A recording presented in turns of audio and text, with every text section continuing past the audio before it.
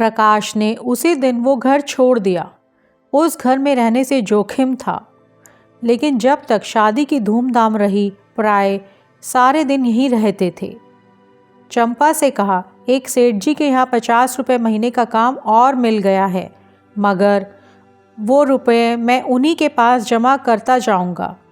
वो आमदनी केवल जेवरों में खर्च होगी, उसमें से एक पाई भी घर के खर्च में ना आने दूंगा। चंपा फड़क उठी। पति प्रेम का ये परिचय पाकर उसने अपने भाग्य को सराहा। देवताओं में उसकी श्रद्धा और भी बढ़ गई। अब तक प्रकाश और चंपा के बीच में कोई पर्दा ना था। प्रकाश के पास जो कुछ था वो चंपा का था।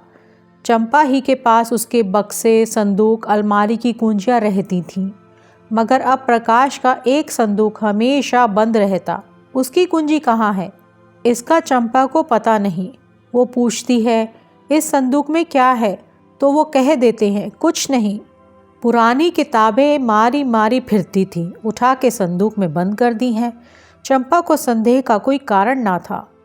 एक दिन चंपा पति को पान देने गई तो देखा वो उस संदूक को खोले हुए देख रहे हैं। उसे देखते ही उन्होंने संदूक जल्दी से बंद कर दिया। उनका चेहरा जैसे फक हो गया हो। संदेह का अंकुर जमा, मगर पानी ना पाकर सूख गया। चंपा किसी ऐसे कारण की कल्पना ही ना कर सकी जिससे संदेह को आश्रय मिलता। लेकिन 5,000 की संपत्ति को इस तरह छोड़ देना कि उसका ध्यान ही ना आवे, प्रकाश के लिए असंभव था। वो कहीं बाहर से आता तो एक बार संदूक अवश्य खोलता।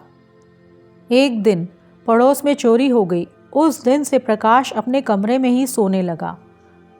आषाढ़ के दिन थे, उमस के मारे दम घुटता था। ऊपर एक साफ सुथरा बरामदा था जो बरसात में सोने के लिए ही शायद बनाया गया था। चंपा ने कई बार ऊपर सोने के लिए कहा, पर प्रकाश ने ना माना। अकेला घर कैसे छोड़ दे? चंपा ने कहा, चोरी ऐसों के यहाँ नहीं होती।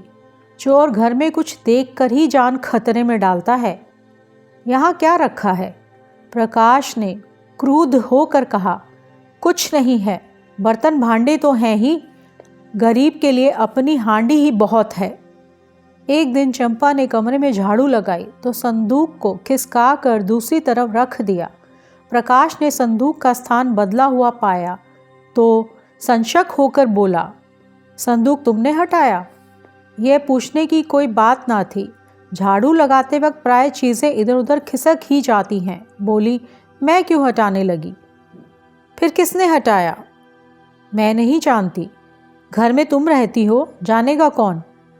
अच्छा, अगर मैंने ही हटा दिया तो इसमें पूछने की क्या बात है? कुछ नहीं, यूं ही पूछता था। मगर जब तक संदूक खोलकर सब चीज़ें ना देख ले, प्रकाश को चैन कहाँ। चंपा ज्यों ही भोजन पकाने लगी, उसने संदूक खोला और आभूषणों को देखने लगा। आज चंपा ने पकौड़ियाँ बनाई थी। पकौड़ियाँ गरम गरम ही मज़ा देती हैं। प्रकाश को पकौड़ियाँ पसंद थी। उसने थोड़ी सी पकौड़ियाँ एक तश्तरी में रखीं और प्रकाश को देने गई। प्रकाश ने उसको देखते ही संदूक धमाके से बंद कर दिया और ताला लगाकर उसे बहलाने के इरादे से बोला, तश्तरी में क्या लाई? अच्छा, पकौड़ियाँ हैं। आज चंपा को संदेह हो गया। संदूक में क्या है ये देखने की उत्सुकता हुई। प्रकाश उसकी कुंजी कहीं छिपा कर रखता था। चंपा किसी तरह वो कुंजी उड़ा देने की चाल सोचने लगी। एक दिन एक बिसाती कुंजियों का गुच्छा बेचने आ निकला। चंपा ने उस ताले की कुंजी ले ली और संदूक खोल डाली। ये तो आभूषण हैं। उसने एक एक आभूषण को निकाल कर देखा। ये गहने कहाँ से आए? मुझसे कभी इनकी चर्चा नहीं की। सहसा उसके मन में भाव उठा, कहीं ये ठाकुर साहब के गहने तो नहीं हैं? चीज़ें वही थी जिनका वो बखान करते रहते थे। उसे अब कोई संदेह ना रहा, लेकिन इतना घोर पतन! लज्जा और खेद से उसका सिर झुक गया। उसने तुरंत संदूक बंद कर दिया और चारपाई पर लेटकर सोचने लगी, इनकी इतनी हिम्मत पड़ी कैसे? ये दुर्भावना इनके मन में आई ही क्यों? मैंने तो कभी आभूषणों के लिए आग्रह नहीं किया।